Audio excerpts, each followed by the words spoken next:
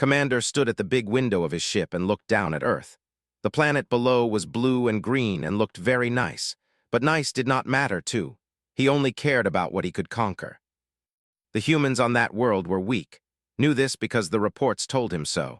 Their weapons were old and slow, their ships could not even leave their own planet without trouble. They had only one moon and they could barely reach it. Had conquered 23 worlds, this one would be easy. The humans also could not agree with each other. They had many different countries. These countries did not want to work together. They fought about water and land and money. They could not even talk nicely to each other. How could they ever fight against the Empire? They could not. It was impossible. Was 200 years old, but for his people this was not very old. He had trained his whole life to be a warrior and a commander.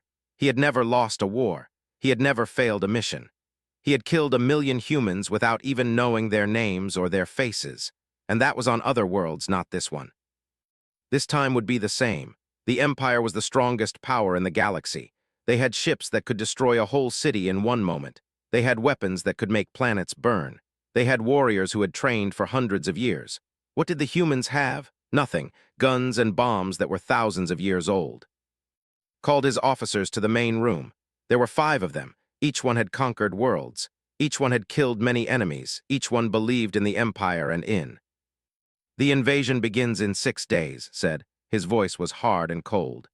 We will bring 300 warships. Each ship can destroy a city. The humans will see our power and they will fall to their knees. They will give us their world without a real fight. They will beg us to let them live. The officers agreed. They all knew this was true. They had all seen it happen before. Weak species always gave up when they saw the coming. Some of them cried, some of them tried to run, but all of them surrendered. How long do you think it will take, Commander? Asked one of the officers. His name was Orr and he had been with for many years. 3 hours, said. Maybe 5 if they are stubborn, but not more. The humans are not strong enough to fight us for long. Looked out the window again. He could see the whole planet from where he stood. Billions of humans lived down there. Billions of weak, foolish humans who did not understand what was coming. In a few days they would learn. They would learn that they were their masters. They would learn that fighting was pointless. They would learn that their world belonged to the Empire now. Smiled, but it was a smile without warmth or kindness. It was the smile of someone who had already won before the game even began. On Earth, something very different was happening. In a big military base in the middle of America, a man named Hayes was reading reports. The reports were bad, very bad. The reports said that alien ships were coming. Big ships, ships that were much bigger and much stronger than anything humans had. Was 53 years old. He had light brown skin and gray hair. He had been a soldier his whole life. He had fought in many wars on Earth, but he had never fought against aliens. Nobody had. Felt fear, but he did not let anyone see it. He was a commander, and commanders could not show fear. If he showed fear, then all the people under him would become afraid too. And scared people do bad things. They panic. They run. They stop thinking. So took a deep breath and looked at all the young officers in the room. They looked scared, very scared. Listen, said. His voice was calm and strong. We do not know everything about these aliens yet, but we know one thing. We know they are coming here, and we have a choice. We can give up and let them take our world, or we can fight. But sir, said one of the younger officers, we cannot win against them. The reports say their weapons are too strong. Looked at the officer. You are right, he said.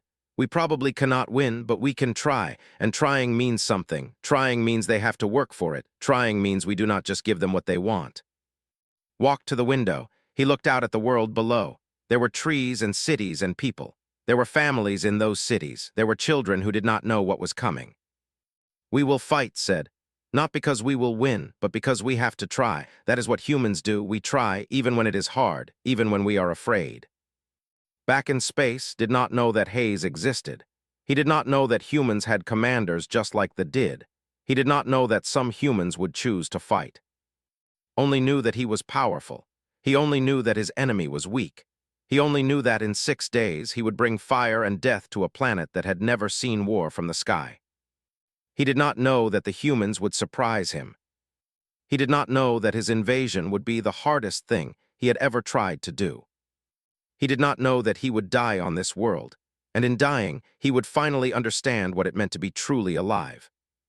stood at the window and watched Earth turn slowly below him. He was ready for war. But the message came to Earth in every language at the same time. They did not want to be polite. They did not want to make friends. They just wanted to tell humans what would happen next. Your world is now property of the Empire. You will stop all fighting. You will give us all your weapons. You will put all your leaders in the places we tell you. If you do not do these things, we will destroy all your cities. You have 1 day to decide. After 1 day, we will start killing. The message played over and over on every radio and television in the world. It played on computers and phones. Every human could hear it, and every human understood what it meant. The world went crazy. Some people cried, some people ran, some people started to pray. Governments met in emergency rooms. Some leaders wanted to give up right away. They said it was the only way to live. But Hayes said no. He called the president and told her his plan. And the president, whose name was Helen Torres, listened to him. "We will not give up," said. "If we give up now, they will own us. We will have no freedom. Our children will be born as slaves. Is that what we want?" President Torres did not want that. She was scared, but she did not want to give up. "What can we do?" she asked. "They have ships that can destroy our whole country in 1 moment." "We can fight," said. "We can make it hard for them. We can show them that we do not break easy." So started to work. He called every military person in America. He called people in other countries. He asked them to come and help defend Earth. Some said yes. Some said no, but enough people said yes. They gathered all the fighter jets. They gathered all the missiles. They gathered all the bombs. They made a plan. It was a plan with no chance of winning, but it was a plan to make the pay a price. The first ships came down from space. There were 50 of them. Each one was bigger than any human building. Each one had guns that could destroy a whole city. And then something amazing happened. 200 human jets went up to meet them. They did not think this would happen. In all their battles on other worlds, nobody had ever fought back like this. When enemies saw the ships, they always gave up. But these humans came flying up with guns and fire. The jets were much smaller and much slower than the ships. But there were many of them, and they came from many directions at the same time. The ships could not aim at all of them at once. A young pilot named Brown was flying one of the jets. Was only 25 years old. He had trained for this job his whole life, but he never thought he would use it against aliens. Saw a big ship ahead of him. He flew toward it very fast. He fired his missiles at it. One missile hit the ship and made it spark and burn. The ship was so big that it could handle one missile, but did not stop. He kept firing. He kept flying closer and closer. "Come on," said to the ship like it could hear him. "Come on, you big ugly thing." He fired again and again. The ship tried to shoot at him but was too fast. He turned and twisted in the air. The weapons could not catch him. Then another jet came and hit the same ship from the other side. And another jet after that. The ship's shields started to go down. The ship was not built to fight something small and fast. It was built to fight big ships that could not move very fast. The ship exploded into pieces. For the first time in 200 years, saw one of his warships destroyed by an enemy. He could not believe it. It was not possible. It should not have happened. But it did happen, and then it happened again. 3 more ships went down, then 5, then 10. The humans were dying too. For every ship that fell, many human jets were destroyed. Young pilots were dying. Good soldiers were being killed. The sky filled with smoke and fire and death. But the humans kept fighting. They did not stop. They did not give up. Brown was hit by weapons. His jet was on fire. He knew he was going to die. Any second now, the fire would take him. But he did not eject. He turned his burning jet toward a ship and pushed his speed to the maximum. He was going to crash into the ship. He was going to die, but he was going to take the with him. For Earth said, and he dove toward the alien ship. The crash was big and bright and terrible, but it worked. The ship's shields went down. Other human jets came in and destroyed it. Brown did not live to see that, but thousands of people on Earth heard about what he did, and it made them brave. It made them understand that they could they could fight. They could win some of the battles, even if they could not win the war. Watched all of this happen, and something started to change in his mind. These humans were not acting like they should. They were supposed to be weak and stupid, but they were smart. They were brave. They were fighting like their lives depended on it. Because their lives did depend on it, by the 3rd week of fighting, the sky above Earth looked different. Smoke covered the cities. Fire burned in the night. Ships fell from the sky like burning rocks. Human jets and missiles did not stop coming. Had lost 400 ships. 400. In all his years of war, he had never lost this many ships, and the humans kept fighting. They were supposed to give up by now, but they did not. Every time thought they would stop, they came back harder and meaner. The people on Earth understood something. They understood that if they gave up, they would become slaves forever. Their children would be slaves. Their children's children would be slaves. There would be no freedom, no hope, no future. So they chose to fight instead. In the cities and villages of Earth, things changed. Factories that made cars started to make weapons. Farmers brought their crops to feed soldiers. Teachers taught young people how to fight. Doctors worked without sleeping to save the hurt and dying. Priests and monks of every religion prayed for victory. Grandmothers made food for fighters. Grandfathers taught young men how to shoot guns. Everyone came together. All the countries stopped fighting with each other. All the religions stopped fighting with each other.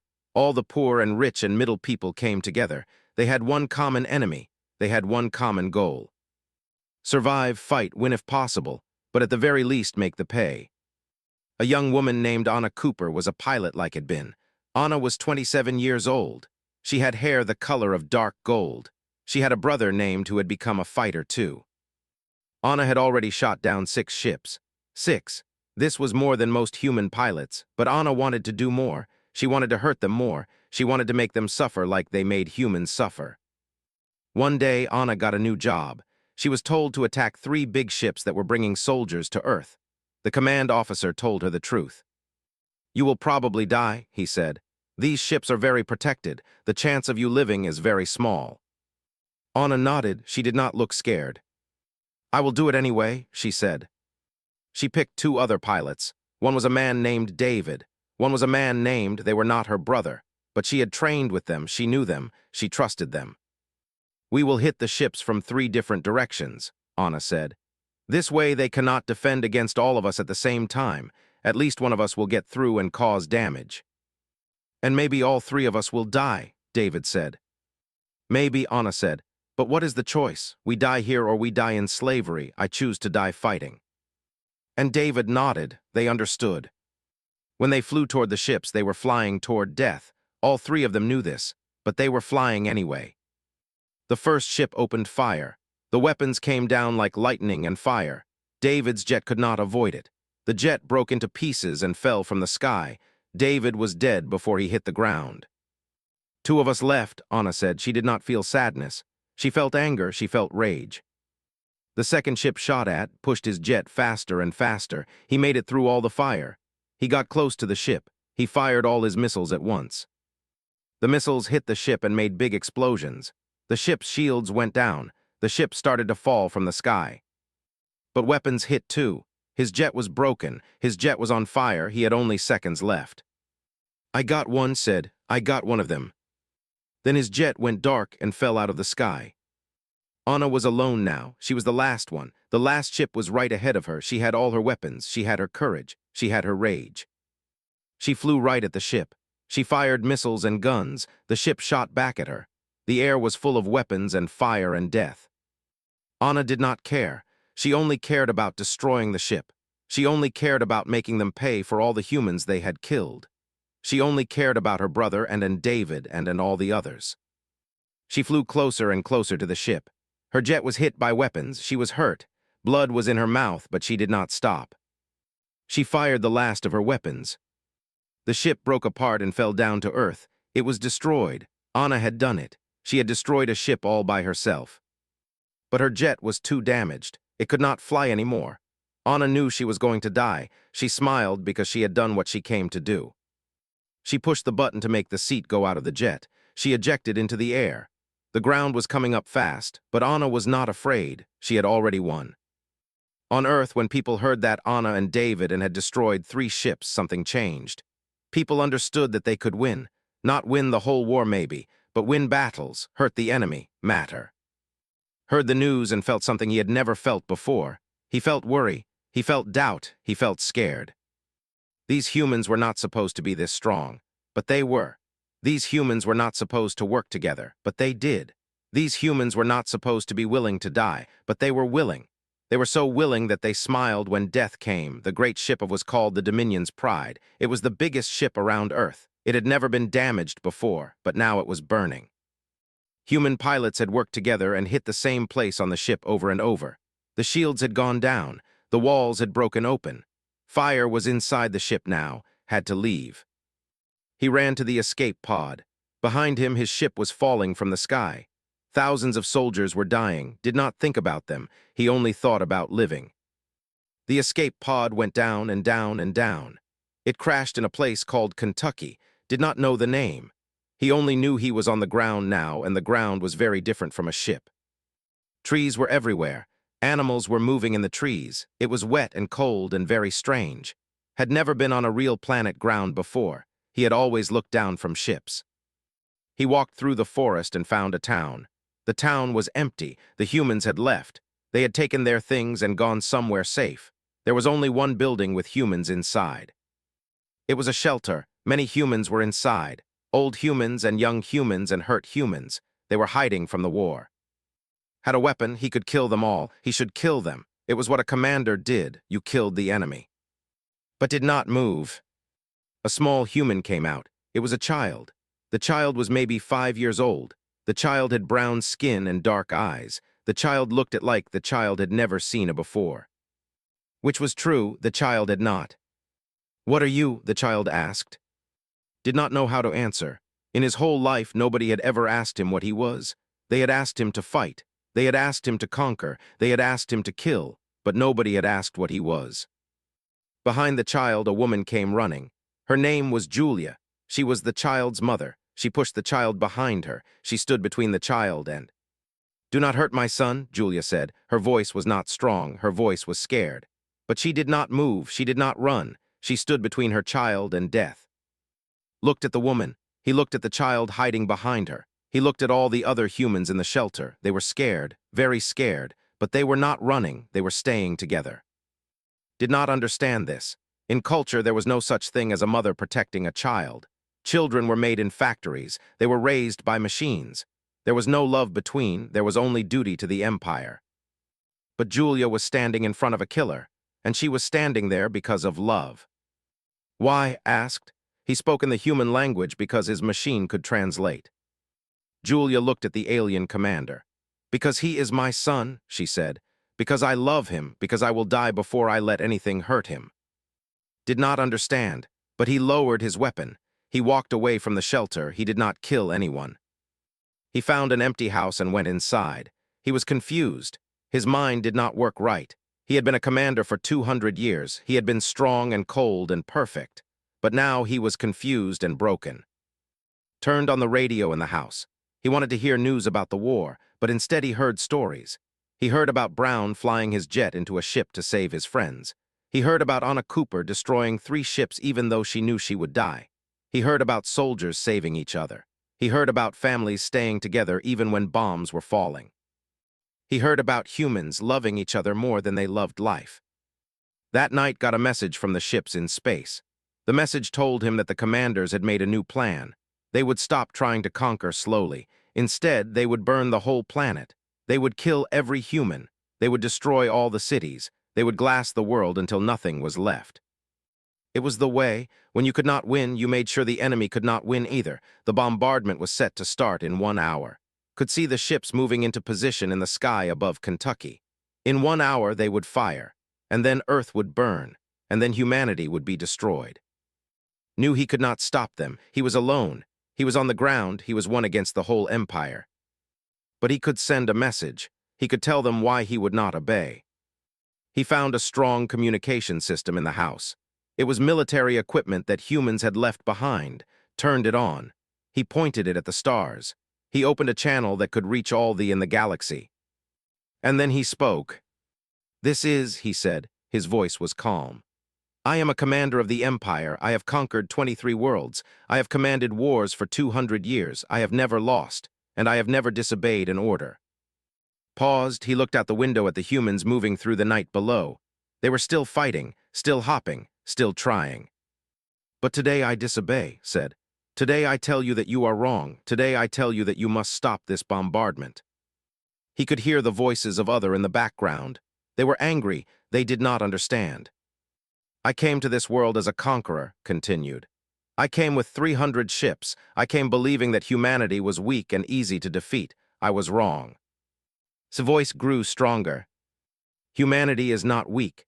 Humanity is the strongest species I have ever fought, not because of weapons, not because of technology, but because of something else, because of love, because of sacrifice, because of the willingness to die for each other. Thought about all the things he had seen, all the things he had learned. I have watched these humans do something they can never do. I have watched them give their lives for strangers. I have watched mothers die to protect children that were not their own. I have watched soldiers refuse to surrender even when victory was impossible. I have watched them love more than they loved living. The other voices became very loud. They were ordering him to stop. They were calling him a traitor. They were saying he would be executed. Did not care.